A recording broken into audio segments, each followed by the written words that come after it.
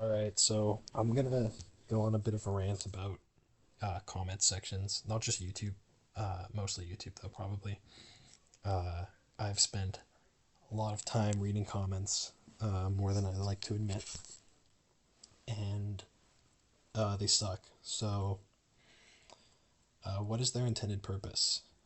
Specifically for public comments, so I'm not talking about like your private Instagram post or whatever.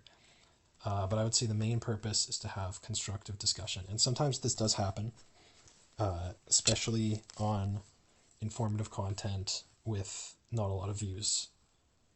But what ends up happening most of the time is that the comments fall into two categories: slop and toxicity. And this video is mostly going to be about slop because I think toxicity is kind of self explanatory. Slop takes a bit of explanation. Um, so you need to think about where you're getting your opinions from because, whether consciously or not, you are taking in what you're reading in these comments. And when you think about the people who actually write these comments, most of them fit into probably at least two of these categories here. Um, I keep putting etc. here in my lists because I know I'm forgetting certain stuff. But, and in this video, I'm going to talk mostly about comedic content because these tend to have the highest slop to toxicity ratio. So you don't really see a lot of toxic comments. You mostly just see the slop, which is what the focus of this video is.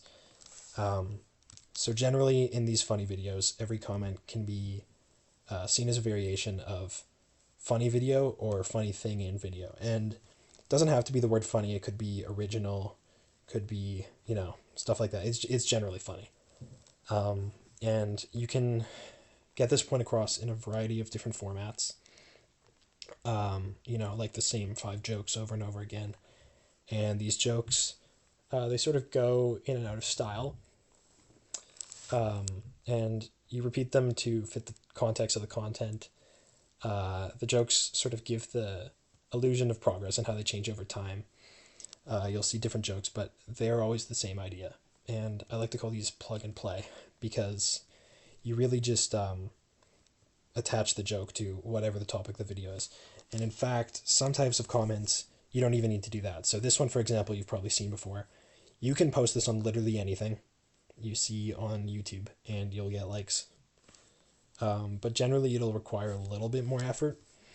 So here's a comment like this. Oh, by the way, I am using pre 2020 sort of memes. So like, like before, like there was a big shift towards like meta irony, which I think happened around, like Among Us memes around 2020. But as I'm going to show, this format hasn't really changed. But you take, well, I mean, the format has changed, but the idea hasn't. So here, for example, nobody, literally nobody. Like, no one says this anymore, but this used to be everywhere. But you would literally just replace it with whatever the funny thing in the video is. Uh, here's just some more examples, stuff like this. Replace this with whatever the funny thing is. Uh, here's one more. They'll have flying cars. You probably read these all the time years ago. There's also edits, which is kind of a different topic. I'm not really going to get into that. Um, and this is kind of the comment section equivalent of these massive, pointless Steam reviews that take up like the whole page and don't really tell you anything, and they're just a big checklist. You really just fill it in to fit what you're talking about, and you'll get likes on it. But why do you get likes if they're so unoriginal? And I think there's two reasons. First of all, and probably most importantly, they are funny and original for the first time you see it. So if you see a comment that says something like a live internet theory, the first time you see that, you might think it's funny and you'll like it. Maybe even the first two or three times you see it. And by the time you're tired of seeing it, it's already too late because now there's other people seeing it for the first time. They're still going to like it. It's effectively a comment pyramid scheme. Second reason is, as I mentioned earlier, the people in comment sections are generally pretty mindless drones. And so they're just gonna, read and like whatever slop comments they see. Here's another example of a comment. You just have the timestamp where a funny thing happens, and then you have a description of what the funny thing is. And so here's some examples of what this would look like in different eras of memes. So you've got 2019. I just separated these by 3 years, you know. So as you can see, like the slang, the terms change, but the overall idea stays exactly the same. So if you think like, oh, comments were pretty bad back in like 2019, but I'm sure they've got better.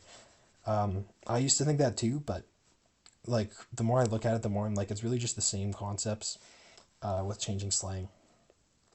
And this is the comment that made me make this video, because people say a live internet theory, like literally find any YouTube video that pops up in your recommendations that's got like a slightly like out of pocket thumbnail or whatever, or it's just like a unique idea. This will be the top comment. And it's, if you don't know what the dead internet theory is, it's that basically the internet is made up of mindless bots now. And so the purpose of this comment is to say the internet is being original, which again is just the adjective video comment again. But the ironic thing about this is that it is in fact proving the dead internet theory, because everyone is saying this on everything. And I do think its days are numbered, because these, like I said, these comment formats do not last forever. Here's some more common ones that you'll see nowadays. And these ones you'll just have, you know, adjective, insane, holy, like beautiful, and then homepage poll, recommendation, video, etc. They're just another way of saying adjective, video. So that's all you're really reading there. There's the illusion of variety that isn't there. And so like the reason people like these is because they want to be seen as some sort of exclusive group that you know, you're part of, nobody else. It's like your own inside jokes, kind of. They want to have the illusion of community, really, with their digital communication. And this is effectively what a meme is.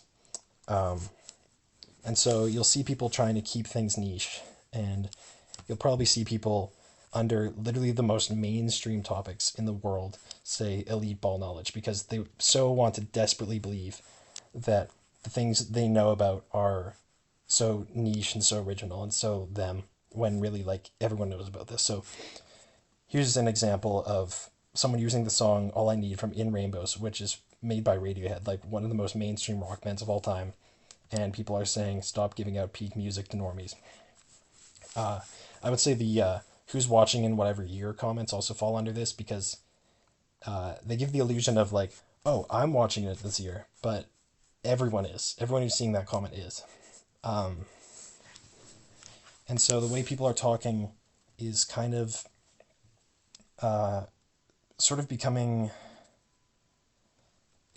I say it's like the new version of laugh tracks. Like, how many times have you like instinctively laughed at content that isn't even really funny, but it like spams like meme sound effects, like Vine booms? It's got like wilting flower emoji, broken heart emoji, stuff like that.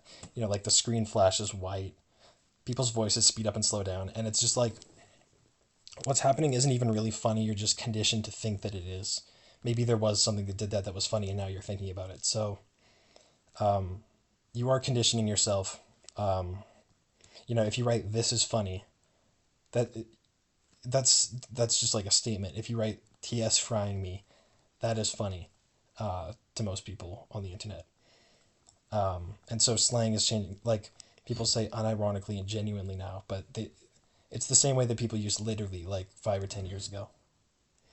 And like Instagram Reels, for example, they're just communicating in GIFs now in the comments. If you open up a comment section on a Reel, it'll just look like this. And so you've got like, he made a statement so beautiful, he made a statement so strange, he made a statement so trash. You could just say, he's saying something like, you could just say, that's beautiful, that's strange. But that's not funny. You've got to put the GIF here. So, you know. And so finally, I just think the main problem with this is that we're not supposed to have access whenever we want to some random guy's thoughts on the internet and what he's writing about. If you take a book, for example, that's a huge document that's one person speaking about something that they either, they've researched, they know about it, or they at least they know enough that they can write a book about it. If you're reading comments, that's just random people on the internet. And in fact, worse than random, people who write in comments are worse than a random person, who are writing a couple sentences each about whatever topic you want to hear about. You can affirm your own opinion, or you can get rage baited by someone else's bad opinion. And yeah, it's slop is what it is. Yeah, thanks for watching.